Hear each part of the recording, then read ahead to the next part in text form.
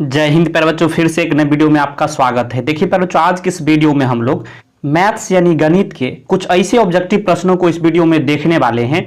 सभी चैप्टरों से है प्यारे बच्चों, और खास बात यह है कि ये सारे ही प्रश्न कम से कम आपके मैट्रिक परीक्षा में 2 बार पूछा जा चुका है। तो काफी महत्वपूर्ण यह वीडियो होने वाला है। अगर आप जो है 2025 का मैट्रिक का बोर्ड परीक्षा देने वाले हैं तो यह वीडियो आपके लिए अति आवश्यक है, बहुत ज्यादा महत्वपूर्ण है। मोस्ट वीवीआई सारे प्रश्न है प्यारे बच्चों, तो वीडियो को पूरा अंत तक जरूर देखिएगा, आपको बहुत ज्यादा फायदा होने वाला है। और लास्ट में आपको जो है यह भी बताना है कि जितने भी मैं आपको इसमें प्रश्न कराऊंगा आपका कितना नंबर उसमें सही हुआ है। तो चलिए हम लोग शुरू करते हैं सबसे पहले प्रश्न की ओर। देखिए बच्चों, पहला प्रश्न क्या है, यदि m एक धनात्मक पूर्णांक है, m क्या है, धनात्मक पूर्णांक है, तो धनात्मक विषम पूर्णांक क्या पूछा जा रहा है, धनात्मक विषम पूर्णांक का रूप होगा। देखिए यह प्रश्न जो है 2021 में और 2022 में 2 बार आपके बोर्ड परीक्षा में पूछा जा चुका है। चलिए ऐसे प्रश्नों को बनाने का सबसे आसान तरीका मैं आपको बताता हूं। देखिए बच्चों, क्या करना है, क्या दिया हुआ है, सबसे कह रहा है कि m एक धनात्मक पूर्णांक है। धनात्मक पूर्णांक कहने का मतलब क्या हुआ कि m का मान जो है ना आपको पॉजिटिव होगा, मतलब निगेटिव, ऋणात्मक नहीं लेना है, निगेटिव नहीं लेना है, बाकी सब ले सकते हैं। तो m का मान आप क्या ले सकते हैं, 1 ले सकते हैं, 2 ले सकते हैं, 3 ले सकते हैं, 4 ले सकते हैं, कुछ भी ले सकते हैं, आपका मर्जी है। क्लियर है, ये चीज समझ गए होंगे आप। अब कह रहा है कि विषम जो है, विषम पूर्णांक का रूप इनमें से 4 ऑप्शन दिए हैं, कौन है। तो चलिए ऐसे प्रश्नों को हम लोग ऑप्शन से बनाना सीखेंगे। तो देखिए ऑप्शन देखेंगे, ऑप्शन ए क्या दिया है, ऑप्शन ए है कि 4m+2। अब देखिए बच्चों, क्या करना है आपको, m का मान रखना है। m का मान आप कुछ भी रख सकते हैं, 1 रख सकते हैं, 2 रख सकते हैं, 3 रख सकते हैं, 4 रख सकते हैं, 5, आपका मन है। तो हम लोग क्या करेंगे, सबसे छोटा रखेंगे ताकि कैलकुलेशन करने में आसानी हो। तो m के जगह क्या रखेंगे, m का मान 1 रखेंगे +2। तो 4 में 1 से गुना करेंगे 4 होगा, 4 में 2 जोड़ देंगे तो कितना हो जाएगा, 6। क्या पर बच्चों 6 विषम संख्या है कि सम संख्या है, सबसे पहले ये बताइए। तो आप कहिएगा सर ये तो सम संख्या है। आपसे क्या पूछा जा रहा है कि कौन विषम पूर्णांक का ये रूप है, तो ये सम वाला तो आपको नहीं लेना है, तो ये तो बिल्कुल गलत हो जाएगा, ऑप्शन ए नहीं है। चलिए ऑप्शन बी को हम लोग ट्राई करते हैं। क्या दिया हुआ है बच्चों कि 4m+4, m का मान क्या रखना है, आपका मन है तो 2 भी रख सकते हैं। क्लियर है, तो m का मान चलिए 2 रख लेते हैं, +4 हो जाएगा।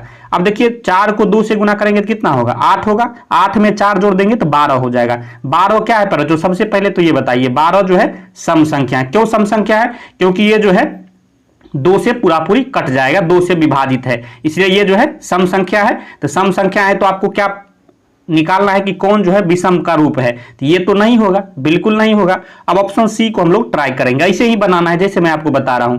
देखिए क्या दिया हुआ है कि 4m+1, ऑप्शन सी दिया है। m का मान आप अपने मर्जी से कुछ भी रख सकते हैं, जैसे 1 रखे, 2 रखे, तो फिर आप 1 या 2 भी रख सकते हैं। चलिए आप 3 रख लेते हैं, तो 4 × 3 + 1, अब 4 × 3 12 +1 कितना हो जाएगा, 13 हो जाएगा। 13 क्या है बच्चों, जल्दी से बताइए, 13 जो है विषम संख्या है। क्यों विषम संख्या है, क्योंकि यह 2 से पूरा पूरी नहीं कटेगा। तो यही पूछा जा रहा था कि कौन जो है विषम पूर्णांक का रूप है, तो ये विषम आ गया, तो यही जो इसका बिल्कुल सही आंसर हो जाएगा, ऑप्शन सी आपको लगा देना है। देखिए क्या दिया हुआ है, 4m+1 जो है ये विषम पूर्णांक का रूप है। देखिए प्रश्न पूछा जा चुका है बच्चों, तो आपको ऐसे ही बनाना है, बहुत ही आसान तरीका मैंने आपको बता दिया है। चलिए चलते हैं इसके अगले और महत्वपूर्ण प्रश्नों की ओर।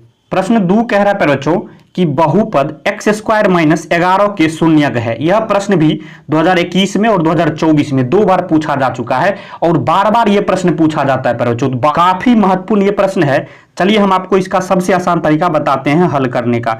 देखिए बच्चों, बहुपद क्या दिया हुआ है कि x² - 11, इसको रख लेना है x² - 11, इसको शून्य के बराबर कर लेना है। जब शून्य निकालने के लिए बोले तो क्या करेंगे, शून्य के बराबर कर लेंगे। अब देखिए बच्चों, यहां से x² का मान कितना आ जाएगा, 11 को 0 के तरफ यानी बराबर के दाईं साइड भेजेंगे तो इसका साइन चेंज हो जाता है, तो ये माइनस में है तो क्या हो जाएगा, प्लस में हो जाएगा। तो x² का मान क्या आ गया, 11 आ गया। अब यहां से x का मान निकालेंगे तो क्या हो जाएगा बच्चों, जब देखिएगा स्क्वायर हटाते हैं तो बराबर के दाईं साइड जो है रूट ऑटोमेटिक चढ़ जाता है, तो रूट के अंदर जो है ये मान जो है हमेशा प्लस माइनस में निकलता है। तो क्या हो जाएगा, एक मान रूट प्लस में होगा और एक मान रूट -11 होगा।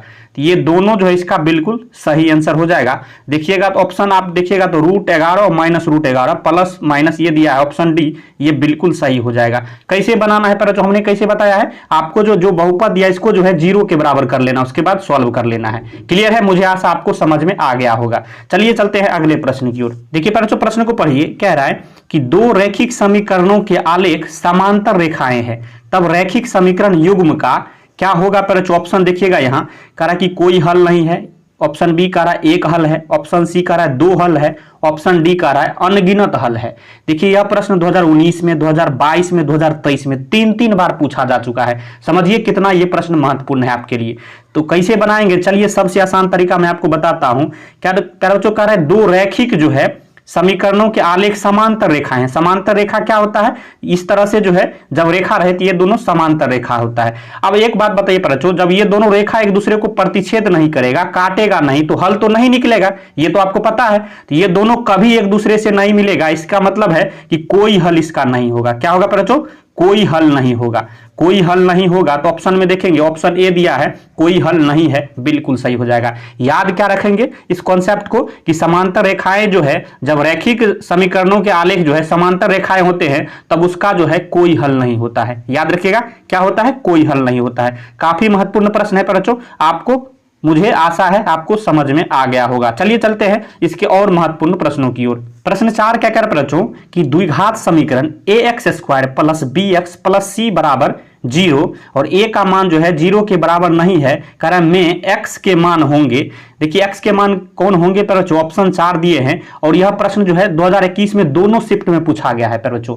मतलब 2021 का जो एग्जाम हुआ था फाइनल बोर्ड परीक्षा का, उसमें दोनों शिफ्ट में ये प्रश्न आए थे। तो द्विघात समीकरण ये दिया है ax² + bx + c बराबर 0, इसके मान मतलब x के मान जो है क्या होंगे, तो x का मान निकालने का यह फार्मूला आपसे पूछा जा रहा है बच्चों। तो आपको याद होगा क्या फार्मूला होता है, -b + √b² - 4ac/2a।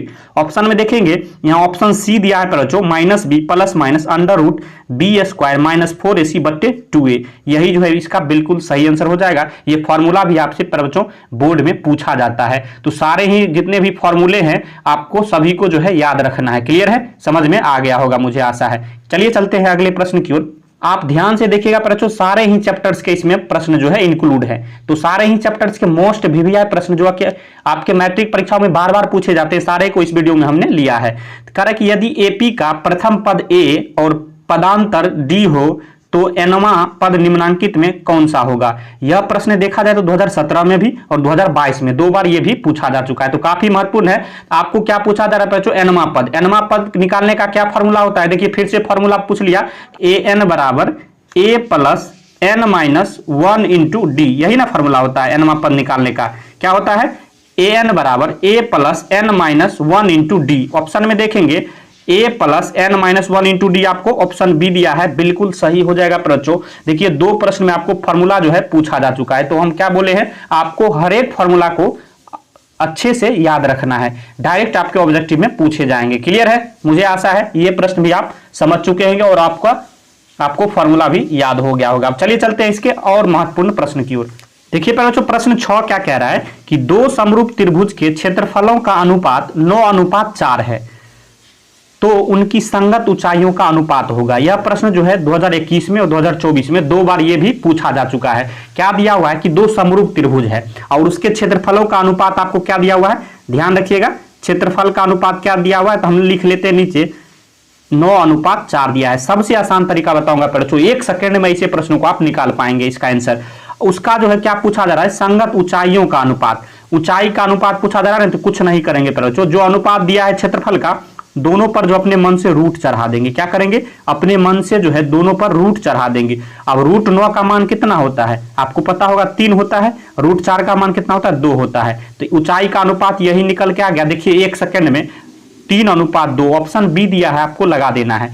सबसे आसान तरीका पर बच्चों, जो क्षेत्रफल का अनुपात दिया होगा, अगर ऊंचाई का अनुपात पूछा जा रहा है तो उस दोनों पर जो है रूट चढ़ा दीजिए, वही जो है उसका बिल्कुल सही आंसर हो जाएगा। तो ऑप्शन बी यहां बिल्कुल सही हो जाएगा। मुझे आशा आपको समझ में आ गया होगा। तो बच्चों प्रश्न 7 को पढ़िए। कह रहा है कि बिंदु 2,3 एवं -2,3 के बीच की दूरी होगी। यह प्रश्न देखिए 2016 में और 2020 में ये भी 2 बार पूछा जा चुका है। दो बिंदुओं की बीच की दूरी निकालने का बच्चों बताइए सबसे पहले, सबसे आसान तरीका इसका क्या होगा, इसका फॉर्मूला से हम लोग करेंगे। तो दो बिंदुओं की बीच की दूरी निकालने का क्या फॉर्मूला होता है, तो आपको पता होगा दूरी मतलब d बराबर √x2 - x1, x2 - x1 का स्क्वायर प्लस y2 - y1 का होल स्क्वायर, यही ना होता है। आपको पता होगा दूरी निकालने का ये फॉर्मूला होता है। तो सबसे पहले यहां जो है पर बच्चों x, पहले देखिए यहां पहला बिंदु क्या दिया हुआ है 2,3, तो यहां से जो है पहला जो होता है ये x होता है और दूसरा जो होता है ये y होता है, ध्यान रखिएगा। तो x1 का मान क्या हो जाएगा 2 हो जाएगा और y1 का मान क्या हो जाएगा 3 हो जाएगा। दूसरा बिंदु क्या है -2,3, तो पहला वाला x होता है, दूसरा वाला y होता है, इस चीज को याद रखिएगा। तो यहां से x1 हो गया, ये क्या हो जाएगा x2 हो जाएगा, x2 का मान -2 और y2 का ये अगला y2 हो जाएगा, तो y2 का मान 3 हो जाएगा। समझ में आ गया। अब यहां जो है फॉर्मूला पर सभी का मान रख देंगे और आंसर आपका आ गया।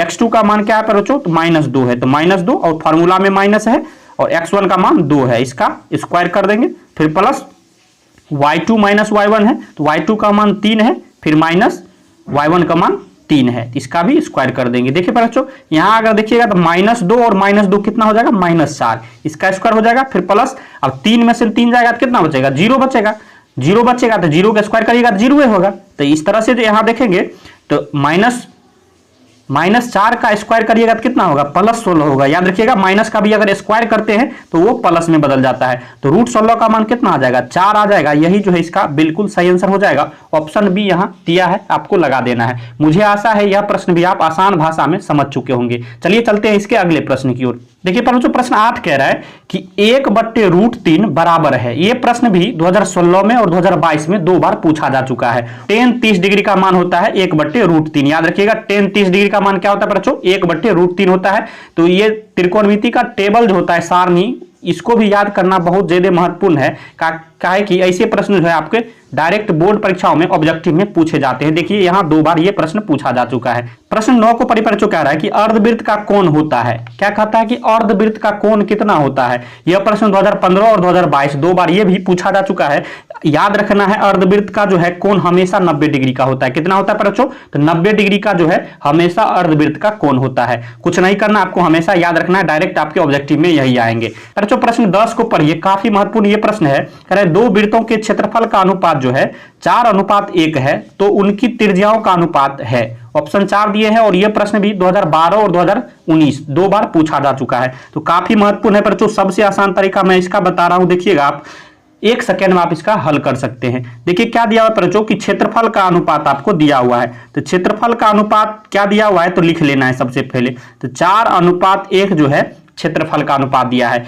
त्रिज्या का अनुपात पूछा जा रहा है बच्चों, कुछ नहीं करेंगे, इसमें भी आपको दोनों पर जो है रूट चढ़ा देना है। अपने मन से क्या करेंगे, दोनों पर रूट चढ़ा देंगे, तो यहां से जो मान आएगा वही जो है इसका त्रिज्या का अनुपात हो जाएगा। √4 का मान कितना होता है 2 होता है, √1 का मान 1 ही होता है। तो ये त्रिज्या का अनुपात आ गया √2:1। क्या आ गया 2:1 जो है इसका बिल्कुल सही आंसर हो जाएगा। ऑप्शन बी आपको लगा देना है। क्या करेंगे इसे प्रश्नों में, जो क्षेत्रफल का अनुपात दिया है, अगर त्रिज्या का अनुपात आपसे पूछा जा रहा है तो दोनों पर जो है जो अनुपात दिया है उस पर रूट चढ़ा देंगे और जो मान आएगा वही जो है त्रिज्याओं का अनुपात आएगा। तो इस तरह से हमने जो है 10 ऐसे महत्वपूर्ण इस वीडियो में प्रश्न किए हैं जो कि सारे चैप्टर्स के प्रश्न है बच्चों, और ऐसे प्रश्न है कि जो आपके मैट्रिक परीक्षाओं में बार बार पूछे जाते हैं। तो ऐसे प्रश्नों को आपको इग्नोर नहीं करना है, इस वीडियो को बार बार देखना है और अपने दोस्तों में भी शेयर कर दीजिए ताकि उनको भी फायदा मिल सके। वीडियो देखने के लिए धन्यवाद। मिलते हैं नेक्स्ट वीडियो में, तब तक के लिए जय हिंद जय भारत।